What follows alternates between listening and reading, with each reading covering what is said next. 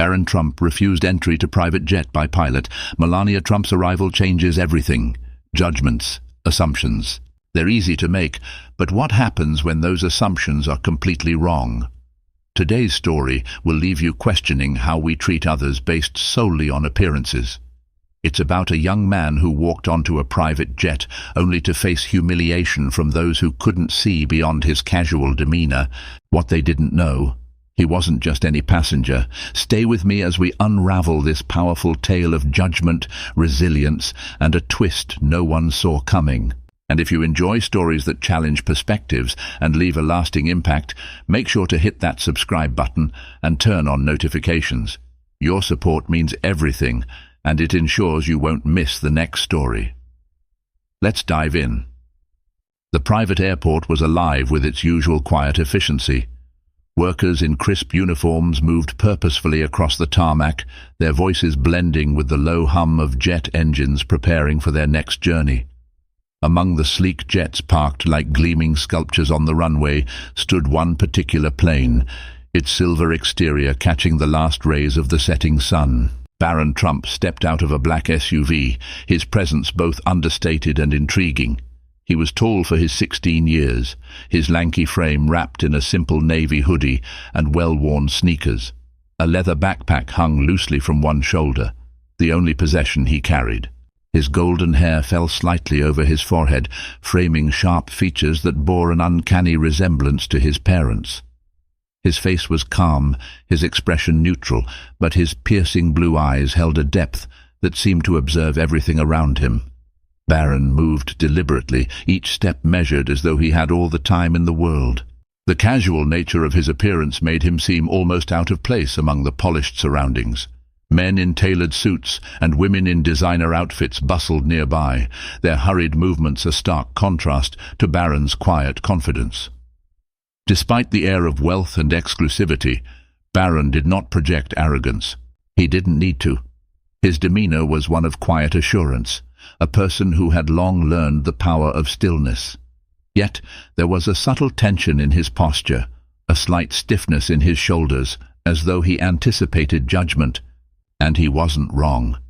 From her position at the base of the jet's stairs, Claudia, the flight attendant, watched Barron approach. Her professional smile faltered for the briefest moment as she took in his casual attire. She had worked on private jets for years, catering to CEOs, celebrities, and political figures. Guests typically arrived with an entourage, their wealth and status on full display. But this boy, he didn't fit the mold. Claudia tilted her head slightly, her instincts as sharp as her polished heels. He was young, no more than 16, and carried himself with an unusual poise for someone his age. But the lack of outward signs of wealth, the casual hoodie, the lack of a suit or high-end luggage, made her hesitate. "Good evening," she greeted, her voice warm but tinged with curiosity. "Are you here for the Silverwing flight?" Barron nodded, his gaze meeting hers directly. His voice was calm, almost disarming. "Yes, I'm a passenger." There was nothing in his tone that invited skepticism, yet Claudia hesitated. The disparity between his confident demeanor and his understated appearance left her momentarily off balance. She adjusted her smile, gesturing toward the stairs. "Of course. Please make yourself comfortable." As Barron climbed the staircase, Claudia couldn't help but watch him go. There was something about him, something she couldn't quite place. He didn't carry the usual air of entitlement she often saw in the young relatives of high-profile clients. Instead, there was a quiet strength, a self-possession that set him apart. Yet her mind couldn't help but circle back to the question, who is he? The sound of his sneakers against the metal stairs echoed faintly, a subtle contrast to the polished environment.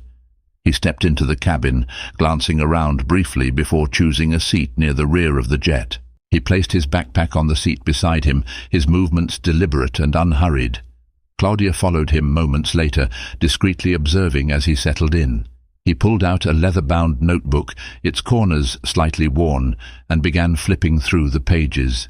There was no phone, no flashy gadget, just the notebook and a pen that he clicked open with quiet precision.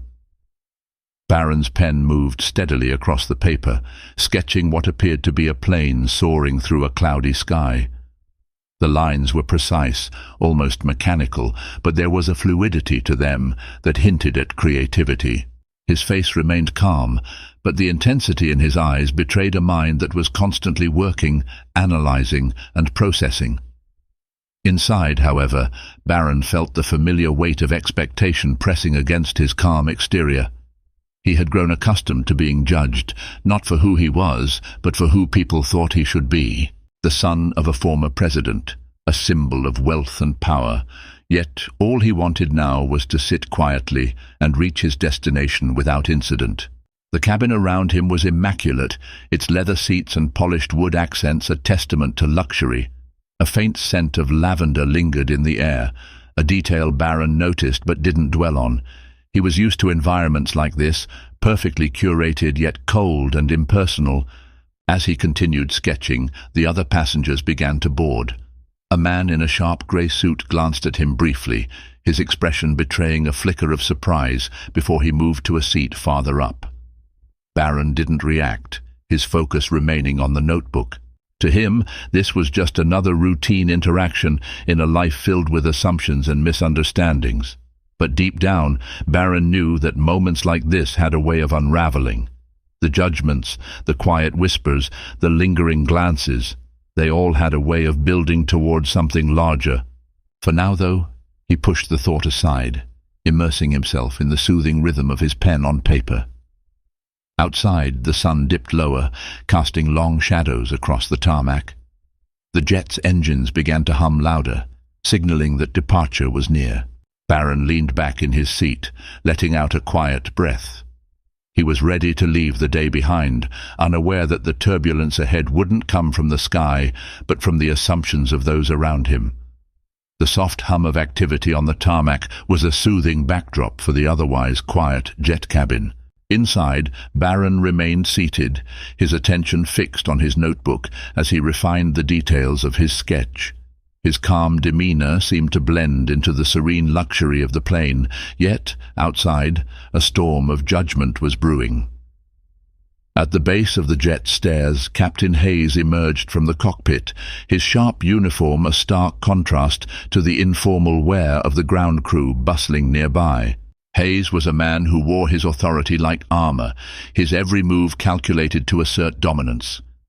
He prided himself on his experience and his ability to assess people within seconds.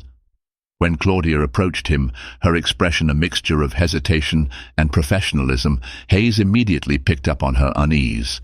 "Is there an issue?" he asked, his voice clipped and efficient.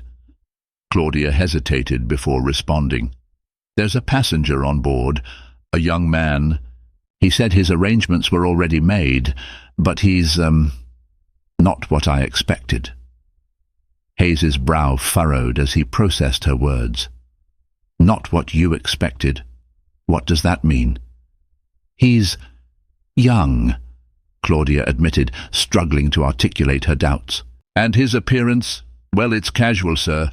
No entourage, no luggage beyond a backpack." Hayes's lips curled into a faint smirk. "Let me guess, he claims he belongs here?" Claudia nodded, her discomfort growing. "Yes, sir." Without another word, Hayes strode toward the jet, his polished shoes clicking sharply against the tarmac. Claudia followed a few steps behind, her unease deepening with every step. Inside the cabin, Barron continued sketching, oblivious to the approaching storm. The soft click of footsteps on the jet's carpeted aisle eventually drew his attention, and he glanced up just as Hayes stopped in front of him. The captain's sharp eyes swept over Barron, lingering on his hoodie and sneakers. His expression hardened, the faint smirk from earlier now replaced by a look of condescending disbelief. "Excuse me?" Hayes began, his tone clipped. "Are you supposed to be here?" Barron met his gaze evenly, his expression calm. "Yes, my arrangements were made in advance." Hayes raised an eyebrow, clearly unimpressed. "By whom?" Barron paused for a moment, his calm exterior unshaken. "My family." The vague response only fueled Hayes's skepticism. He crossed his arms over his chest, his posture deliberately intimidating. "Look, kid, this is a private jet. We don't allow just anyone to board without proper authorization. Do you have any proof that you're supposed to be here?" The air in the cabin grew heavy with tension as Hayes's words hung in the air. Barron remained seated, his demeanor unflinching. He reached into his backpack and pulled out a sleek, embossed card, handing it to Hayes without a word. Hayes took the card, glancing at it briefly before handing it back with a scoff. "Nice card, but that doesn't tell me who you are or why you think you can board this plane." Claudia, standing nearby, shifted uncomfortably. "Captain, perhaps we should—" Hayes cut her off with a raised hand. "I'll handle this." He turned back to Barron, his tone growing sharper. "Let me make this simple. If you can't provide verifiable proof right now, you'll have to leave." Barron's fingers tightened slightly around the armrest of his seat, but his expression remained calm. "I've already told you, my arrangements were made. I don't see why that's a problem." "It's a problem," Hayes snapped, "because people like you think they can waltz into places they don't belong and expect everyone to just go along with it." The other passengers in the cabin, who had been quietly observing the exchange, began murmuring among themselves. Some glanced at Barron with faint amusement, while others looked away, unwilling to intervene. A man in a tailored suit leaned toward his companion, his voice low but audible. "Guess someone's trying to punch above their weight." His companion chuckled softly, shaking her head. "Poor kid. Doesn't realize he's in over his head." Claudia heard the comments, her stomach twisting with discomfort. She glanced at Barron, who remained seated, his calm exterior betraying no sign of the humiliation being heaped upon him. As Hayes leaned in slightly, his voice dropping to a condescending whisper, Barron finally moved. He sat up straighter, meeting Hayes's gaze with an intensity that stopped the captain mid-sentence. "I've told you everything you need to know," Barron said, his voice steady. "If you have a problem with that, it's on you, not me." The quiet confidence in Barron's tone sent a ripple of unease through Hayes. For a moment the captain hesitated, caught off guard by the boy's composure, but his pride wouldn't allow him to back down. "Fine," Hayes said, straightening. "If you won't leave voluntarily, I'll call security. Let's see how your story holds up when they get here." Without another word, Hayes turned and strode toward the cockpit, leaving the cabin in stunned silence. Claudia lingered near Barron, her expression torn between guilt and worry. "I'm sorry," she said softly. "I should have spoken up." Barron glanced at her, offering a faint, almost imperceptible smile. "It's not your fault." As Hayes disappeared into the cockpit, Barron reached for his phone, his movements calm but deliberate. He dialed a number, holding the phone to his ear as the cabin watched in tense silence. "Mom," he said quietly, "there's a problem at the jet. They're not letting me board." The words were simple, delivered with the same quiet confidence that had defined Barron's presence throughout the ordeal. Yet they carried an unmistakable weight, a promise that the situation was far from over. The phone in Barron's hand glinted under the cabin lights as he ended the call with a quiet, "Thank you." He placed it back into his backpack with deliberate calmness, his movements betraying no trace of the frustration he felt. Around him the air seemed heavier, charged with the quiet tension that only judgment could create. Claudia hovered nearby, her hands clasped nervously. She opened her mouth as if to speak, but closed it again, unsure of what to say. The earlier confrontation had left her shaken, but not enough to fully intervene. She glanced toward the cockpit, where Captain Hayes had disappeared, his authority looming even in absence. Moments later, the sound of heavy footsteps echoed down the aisle. Captain Hayes returned, his face set in a mask of smug determination. Behind him trailed another figure, an airport security officer dressed in a crisp uniform. The officer's demeanor was professional but wary, his presence clearly summoned by Hayes' insistence. "This is the one," Hayes said, jerking his thumb in Barron's direction. His voice was loud enough for the other passengers to hear, and a few heads turned toward the unfolding scene. He's claiming he belongs here, but I haven't seen any proof that checks out. The officer stepped forward, his gaze landing on Barron. He hesitated for a moment, taking in the boy's composed demeanor and the quiet confidence in his posture. Unlike Hayes, the officer didn't immediately leap to conclusions, but his duty compelled him to act. "Excuse me, young man," the officer began, his tone more measured than Hayes's but still tinged with skepticism. "Can you confirm your name and the reason you're on this flight?" Barron looked up, his gaze steady as he addressed the officer. "My name is Barron Trump. This flight was arranged for me by my family." The name caused a slight shift in the officer's expression, a flicker of recognition that he quickly masked. But Hayes, standing nearby, let out a sharp laugh. "Trump? Really?" Hayes said, his tone dripping with mockery. "What's next? Are you going to tell us your dad owns the plane?" Some passengers chuckled softly at the comment, their amusement thinly veiled. The sound was faint but piercing, each laugh a small dagger of dismissal. Barron remained silent, letting the laughter pass over him. His eyes flicked to Claudia, who stood frozen, her gaze darting nervously between Hayes and the officer. Her lips parted slightly, as though she wanted to say something, but the words refused to come. One of the passengers, a man seated near the front, leaned over to whisper to his companion. His voice was low, but the words carried just enough for Barron to hear. He probably wandered in from the wrong terminal. "I've seen it happen before." The companion nodded, her lips curving into a faint smirk. "Or maybe he's one of those kids who think they can bluff their way onto anything. Some people just don't know their place." The words settled heavily in the air, their implications clear. Barron heard them, but his expression didn't change. Years of being in the public eye had taught him to mask his emotions, to absorb judgment without letting it show. Yet, beneath the surface, a quiet fire began to burn. Hayes stepped closer to Barron, his voice growing louder as though raising it would validate his authority. "Look, kid, this isn't some public bus you can hop on whenever you feel like it. This is a private jet, reserved for people who actually belong. You've wasted enough of our time." The officer frowned slightly at Hayes's tone but didn't intervene. Instead, he addressed Barron again, this time more firmly.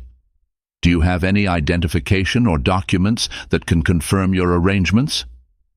Without a word, Barron reached into his backpack and retrieved a sleek, embossed card with the Trump family crest. He handed it to the officer, his movements slow and deliberate. The officer studied the card carefully, his eyes narrowing as he recognized the legitimacy of the insignia. Before the officer could respond, Hayes snatched the card from his hand, holding it up as if to inspect it himself. "This?"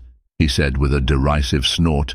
"Anyone can print a card like this. It doesn't prove anything." By now, the other passengers were openly watching, their curiosity outweighing their discomfort. Some exchanged quiet remarks, their faces showing varying degrees of doubt and amusement. The man in the tailored suit leaned back in his seat, his arms crossed, a smirk playing on his lips. "He's putting on quite the show," he muttered, to no one in particular. Hayes turned back to Barron, his condescension reaching its peak. "Listen, kid, why don't you save yourself the embarrassment and step off the plane? Maybe your family can afford a ticket on a commercial flight." The remark was met with a few chuckles from the passengers, the sound grating in its casual cruelty. Claudia winced, her hands clenching into fists at her sides. She took a small step forward, her voice trembling slightly as she spoke. "Captain Hayes, maybe we should—" "Stay out of it, Claudia," Hayes snapped, cutting her off without a second glance. "I've got this under control." For the first time, a flicker of emotion crossed Barron's face, a mixture of disappointment and resolve. He reached for his phone again, his movements precise and unhurried. The officer watched him, unsure of what to make of the unfolding situation. Barron dialed a number and held the phone to his ear, his gaze fixed on Hayes as he spoke. "Mom, it's me. I'm at the jet, but the pilot doesn't believe I'm supposed to be here." The calm authority in his voice silenced the cabin. Hayes's smirk faltered, replaced by a flicker of uncertainty. The passengers exchanged uneasy glances, the realization slowly dawning that they might have underestimated the boy. Barron ended the call and placed the phone back in his bag, his expression serene. "She'll be here soon," he said quietly, addressing no one in particular. Hayes opened his mouth to respond, but no words came. The silence in the cabin was deafening, the weight of what was to come pressing down on everyone present. Outside, the faint sound of approaching vehicles echoed across the tarmac, signaling the arrival of the truth that would unravel everything. The low rumble of approaching engines grew louder, cutting through the tense silence that had fallen over the cabin. Outside, the amber glow of headlights pierced the encroaching dusk as a convoy of black SUVs rolled onto the tarmac. Their polished surfaces gleamed under the fading sunlight, exuding an air of authority and purpose. Inside the cabin, Barron sat quietly, his posture relaxed despite the weight of the confrontation moments earlier. His calm demeanor, however, only heightened the unease around him. Captain Hayes stood stiffly a few feet away, his expression faltering as the realization of potential consequences began to seep into his arrogance. The lead SUV came to a smooth stop near the jet staircase, its engine idling with a faint growl. The doors opened in unison, and several figures emerged. Secret Service agents in sharp black suits, their movements precise and deliberate. They scanned the area, their earpieces glinting under the soft glow of the runway lights. From the second SUV stepped Melania Trump. Her tall, elegant figure moved with practiced grace, her every step commanding attention. She wore a tailored coat that caught the wind, her face framed by an air of composed authority. Her expression was unreadable, but her sharp eyes scanned the scene with a quiet intensity that promised resolution. Inside, the passengers exchanged uneasy glances as Melania approached the jet. The earlier smugness in their expressions gave way to murmurs of uncertainty. Claudia, standing near the galley, froze as her gaze landed on Melania. Her professional demeanor faltered, replaced by visible tension. Hayes, too, stiffened, his earlier confidence wavering. He cleared his throat, his eyes darting between the cabin door and Barron, who remained seated, his calm expression unchanged. The officer standing nearby adjusted his stance, his hands clasped nervously in front of him. The sound of Melania's heels clicking against the metal staircase reverberated through the cabin, each step a deliberate prelude to what was to come. When Melania entered the cabin, the atmosphere shifted. The soft hum of the jet's engines seemed to fade into the background as all eyes turned to her. She paused just inside the door, her gaze sweeping over the room like a judge surveying a courtroom. Her eyes landed on Barron first, and for a brief moment her expression softened. She stepped toward him, placing a hand gently on his shoulder. "Are you all right, darling?" she asked, her voice low but firm. Barron nodded, his calm demeanor unshaken. "I'm fine, Mom." Melania's gaze then shifted to Hayes, her hand dropping from Barron's shoulder as she straightened. Her eyes, sharp and unyielding, locked onto the captain with a quiet fury that froze him in place. "Are you the one who refused my son entry to this plane?" Melania's voice was even, almost calm, but each word carried a weight that silenced the cabin. Hayes opened his mouth, his confidence crumbling under her gaze. "Mrs. Trump, I didn't realize. He didn't provide." "Didn't realize what?" she interrupted, her tone icy. "That a young man dressed casually couldn't possibly belong here. That he didn't fit your assumptions about what wealth looks like." Hayes stammered, his hands gesturing helplessly. "He didn't have proper proof. I was just doing my job." Melania stepped closer, her voice dropping to a dangerous whisper. "Your job is to ensure the safety and comfort of all passengers, not to humiliate and judge them based on appearances." The officer cleared his throat, attempting to interject. "Mrs. Trump, I can assure you Be quiet," Melania said, her gaze slicing through him. The officer immediately stepped back, his face reddening. Melania turned her attention back to Hayes. "Let me make this very clear," she said, her voice steady. "This young man is my son. the son of Donald Trump. Do you understand now the gravity of your actions? Hayes's face drained of color. His mouth opened and closed, but no sound came. The other passengers, who had been watching intently, shifted uncomfortably in their seats. Some avoided eye contact entirely, their earlier amusement now replaced with silent regret. "You have not only insulted my family," Melania continued, her tone growing sharper, "but you have exposed your own prejudice and arrogance, and that will not go unanswered." Melania turned to one of the Secret Service agents standing near the cabin door. "Contact the airline board immediately," she instructed. "Inform them of what happened here. I expect this man's employment to be reviewed and ended." Hayes stepped forward, desperation creeping into his voice. "Mrs. Trump, please, it was a misunderstanding. I didn't mean any harm." Melania raised a hand, silencing him with a single gesture. "You didn't mean to get caught. That's what you didn't mean. Your actions speak for themselves." Claudia, who had been silently watching, finally stepped forward, her voice trembling. "Mrs. Trump, I should have spoken up sooner. I hesitated, and I'm sorry." Melania's gaze softened slightly as she looked at Claudia. "Acknowledging your mistake is the first step toward growth," she said. "But remember this: silence in the face of wrongdoing is complicity."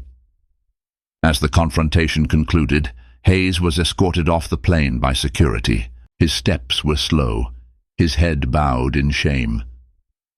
Outside, the headlights of the SUVs illuminated his figure as he disappeared into the night.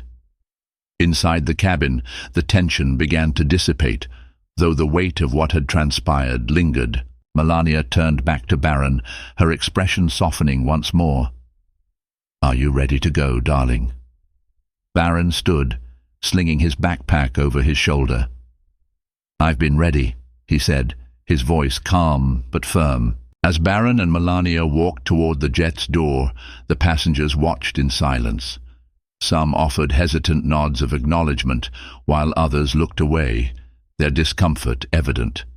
Claudia stepped aside, her face flushed with a mix of shame and respect. As they descended the stairs and entered the waiting SUV, Barron glanced back at the jet. His expression was calm, but his thoughts were anything but. The day had been a stark reminder of the judgments he would always face, yet it also reaffirmed the quiet strength that defined him. The SUV doors closed with a soft thud, and the convoy began to move. The lights of the airport faded into the distance as the vehicles disappeared into the night, leaving behind a lesson etched into the hearts of everyone who had witnessed the confrontation. The convoy moved through the dark streets, the soft hum of the engines blending into the stillness of the night. Inside the lead SUV, the atmosphere was markedly different. Barron sat quietly in the back seat, his backpack resting beside him. Melania sat next to him, her posture straight, her expression unreadable as the city lights flickered across her face. For a long moment, neither of them spoke. The tension from the confrontation lingered like a faint echo, filling the silence with unspoken thoughts. Barron finally shifted, his gaze fixed on the passing lights outside. His voice, when he spoke, was calm but tinged with frustration. "Why does this always happen?" Melania turned her head slightly, her sharp eyes softening as she regarded her son. "Because people are quick to judge," she replied simply. "They see only what they want to see." Barron's fingers tightened slightly around the strap of his backpack. "It's exhausting, Mom. Always being judged, always having to prove I belong." Melania reached out, placing a hand gently on his knee. "I know, darling, it's unfair and it's wrong, but you handled yourself with grace. That's something they can never take from you." Barron looked at her, his eyes searching. "Do you think they'll change?" Melania's lips pressed into a thin line, her answer measured. "Not all of them, but moments like this plant seeds. Some people will reflect and they'll grow. Others—" She paused, her voice growing firmer. "They'll face the consequences." Back at the jet, Claudia lingered in the galley, her hands gripping the edge of the counter. The cabin was quiet now, the passengers subdued, their earlier judgments replaced with awkward silence. The humiliation etched into Captain Hayes's face as he was escorted off the plane replayed in her mind.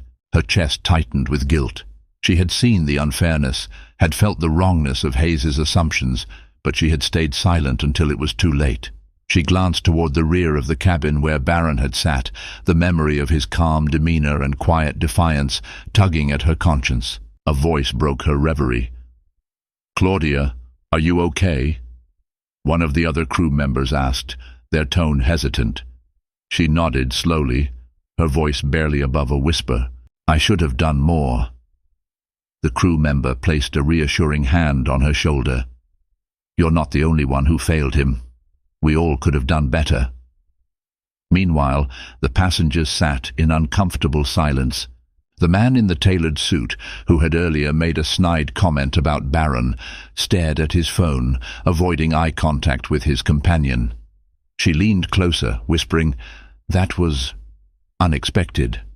He nodded curtly, his usual confidence replaced with a quiet unease. "I didn't think—" he began, but trailed off, unsure how to finish the thought. The woman sighed, her gaze distant. "We all assumed too much." Across the aisle, another passenger, a young woman with a designer bag perched beside her, glanced out the window. Her fingers tapped nervously against the armrest as she replayed the scene in her mind. She had laughed earlier, a small, thoughtless chuckle at Hayes's expense. Now the sound echoed in her ears, each replay a sting of regret. In the SUV, Melania's hand still rested gently on Barron's knee. She gave it a light squeeze before withdrawing, her voice soft but firm. "You may not realize it now, but what you did today made an impact." Barron arched an eyebrow, his tone skeptical. "Did it? Or did it just make them feel uncomfortable for a few minutes?" Melania smiled faintly, a rare warmth in her expression. Uncomfortable moments lead to reflection. Reflection leads to change. Even if it's small, it matters. Barron leaned back against the seat, his posture relaxing slightly. "I just wanted to get on the plane," he said quietly. "And you did," Melania replied. "But you also showed them what dignity looks like." In the meantime, Hayes sat in the terminal's security office, his head in his hands. The hum of the fluorescent lights above him felt oppressive, the sound amplifying the weight pressing down on his chest. He replayed the confrontation in his mind, each word and action now dripping with the sharp sting of hindsight. A knock on the door pulled him from his thoughts. An airline executive stepped in, his expression grim. "Hayes," the man began, his tone formal. "The board has been informed. You're suspended effective immediately, pending a full review of your actions." Hayes opened his mouth to protest, but found no words. He could see it in the man's eyes. This was not just a suspension. His career, once the source of his pride, was now hanging by a thread. "You should go home," the executive said before turning and leaving Hayes alone with his thoughts. Back in the SUV, Melania glanced at Barron once more, her expression thoughtful. "You know," she said, her voice gentle, "this world will always have people like Hayes, people who judge without knowing. But you have something they'll never have." Barron looked at her, curiosity flickering in his eyes. "What's that?" "Resilience," she said simply. "You've learned how to stand tall without shouting, how to face unfairness with strength. That's what makes you who you are." Barron nodded slowly, her words sinking in. Outside the window, the lights of their estate came into view, the familiar silhouette of the house offering a sense of comfort. As the car pulled to a stop, Barron turned to his mother. "Thanks, Mum, for showing up." Melania smiled, her expression softening further. "Always." As they stepped into the house, the weight of the day began to lift. Barron headed to his room, the quiet stillness offering a reprieve. Sitting by his window, he opened his notebook and began sketching again, the familiar rhythm of the pen against paper grounding him. The night outside was calm, the world seemingly at peace. Yet, in the minds of those who had crossed paths with Barron that day, the ripples of their actions were still spreading, carrying lessons that would linger long after the events on the tarmac. Barron, for his part, let the day fade into memory. He didn't need validation from those who had doubted him. His quiet strength was enough, and it would carry him through whatever came next. The night deepened, its stillness punctuated only by the occasional rustle of trees outside the Trump estate. In his room, Barron sat by the large window, the faint glow of his desk lamp casting long shadows on the walls. His sketchbook lay open in front of him, but his pen hovered idly above the page. The familiar comfort of drawing couldn't quiet the thoughts swirling in his mind. The events of the day played back like a film on loop. Hayes's sharp words, the passengers' laughter, and the weight of judgment pressing down on him. Barron had faced moments like this before, but something about today felt different, heavier. Barron's gaze drifted to the dark expanse outside his window, where the estate grounds stretched into the distance. He rested his chin on his hand, his thoughts coming in slow, deliberate waves. Why does it always have to be like this? He wondered. He thought of Hayes's expression, the smugness that had melted into fear when the truth was revealed. But even then, Barron hadn't felt satisfaction, only exhaustion. His sketchbook sat untouched as he traced patterns on the paper absent-mindedly, the faint lines reflecting the chaos of his thoughts. He let out a quiet sigh, his breath fogging the cold glass of the window. A soft knock at the door broke his reverie. "Come in," he said, his voice steady but quiet. Melania stepped into the room, her silhouette elegant against the warm glow of the hallway light. She closed the door behind her and approached his desk, her heels clicking softly against the wooden floor. "I thought you might be awake," she said, sitting down on the edge of his bed. Her tone was gentle, her eyes searching his face. "You've been quiet since we got home." Barron gave her a small, almost apologetic smile. "Just thinking." Melania nodded, waiting for him to continue. When he didn't, she spoke softly. "What happened today wasn't fair. I know it weighed on you." Barron set his pen down and turned to face her. "I'm used to it, Mom. It's not the first time, and it won't be the last." Her gaze softened, a mix of pride and sadness flickering in her eyes. "But it doesn't make it right," she said, "and it doesn't mean you have to carry it alone." Meanwhile, at the airport, Hayes sat slumped in the corner of the security office. His hands were clasped tightly in front of him, his knuckles white from the tension. The airline executive's words echoed in his mind. "You're suspended, effective immediately." The room was quiet, save for the faint hum of the air conditioning.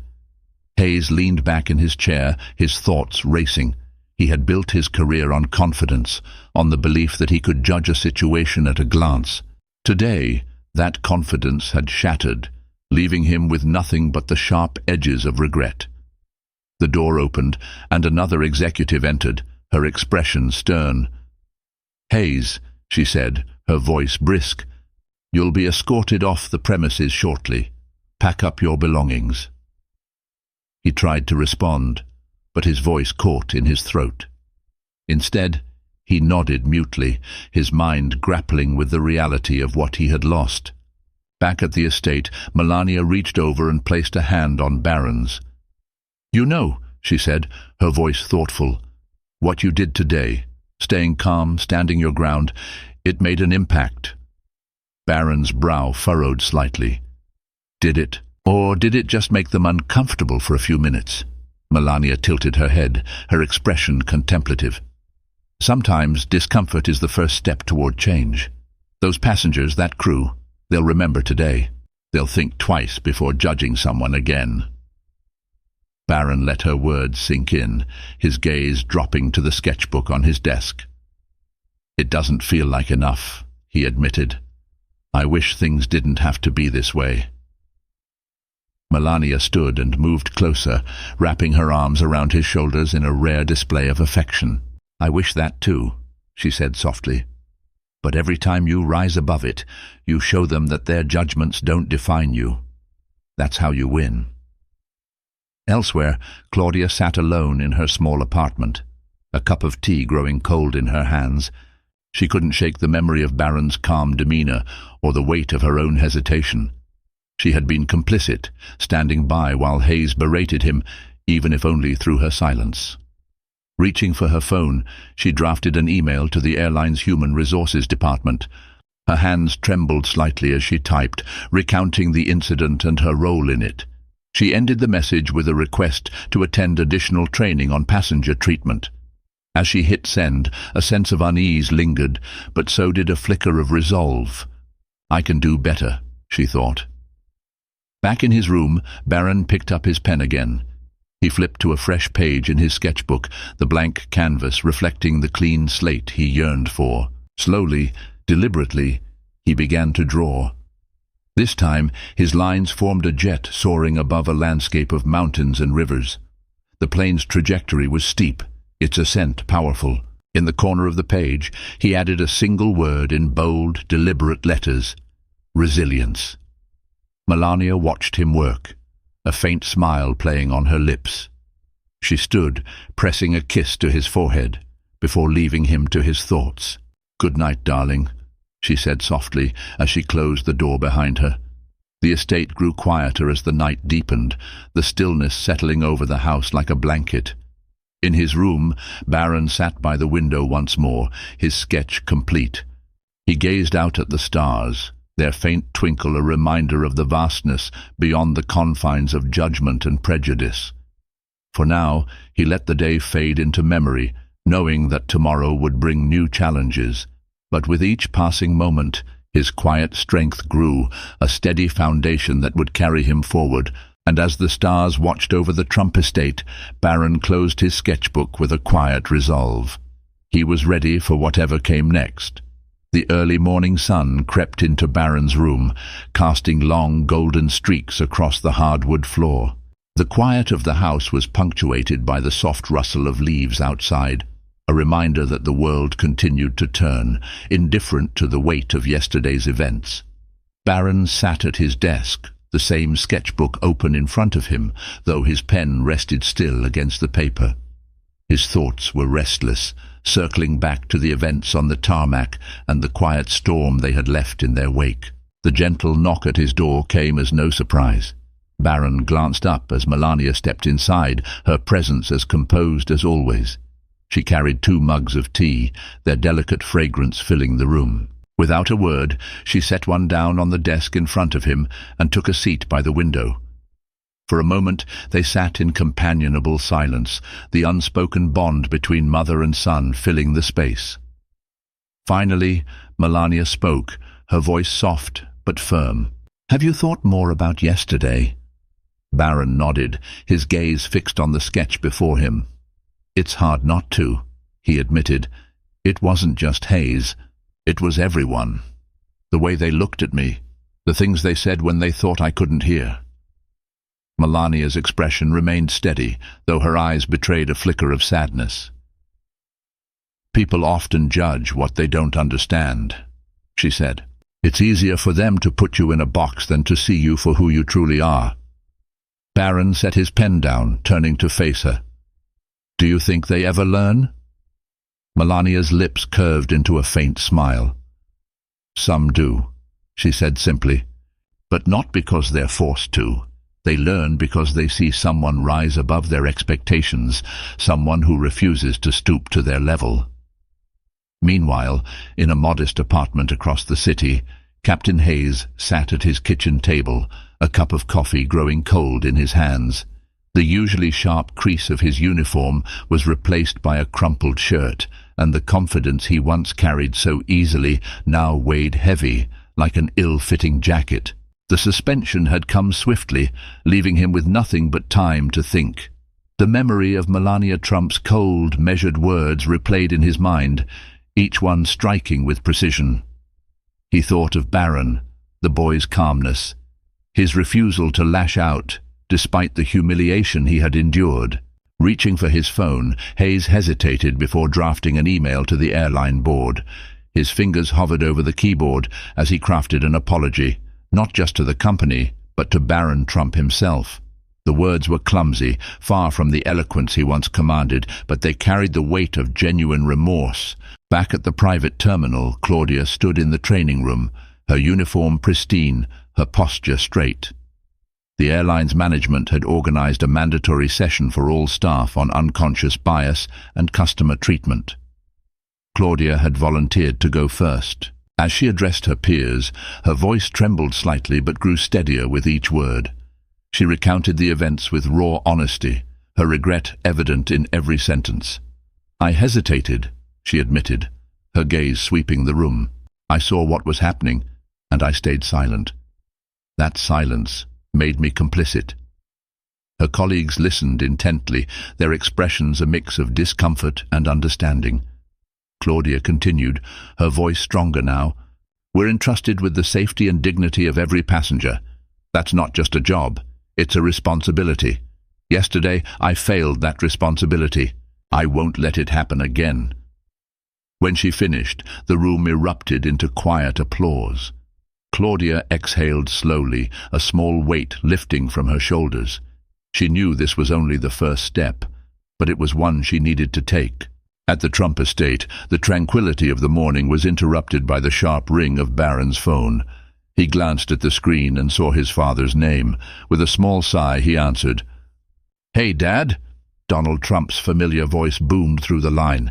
"Barron, I heard everything from your mother. That pilot, what's his name?" "Hayes. He's been dealt with." Barron leaned back in his chair, his expression unreadable. "It's not about him, Dad. It's about what he represents. People think they can look at someone and decide their worth without knowing anything about them." Trump paused, his tone softening slightly. "You're right, but you handled it better than most adults would. I'm proud of you for that." Barron nodded, though his father couldn't see it. "Thanks, Dad." Before hanging up, Trump added, "You'll always have people who judge you, but remember, their judgments say more about them than they do about you." This story reminds us that appearances can be deceiving, and assumptions often lead to regret. Barron's quiet strength showed the true power of dignity and composure in the face of prejudice. It's a lesson for all of us to treat others with respect, no matter who we think they are. If this story moved you, don't forget to subscribe to the channel and hit the notification bell. I bring you more stories like this that inspire, challenge, and remind us of the importance of kindness and understanding. Thank you for watching, and I'll see you in the next one.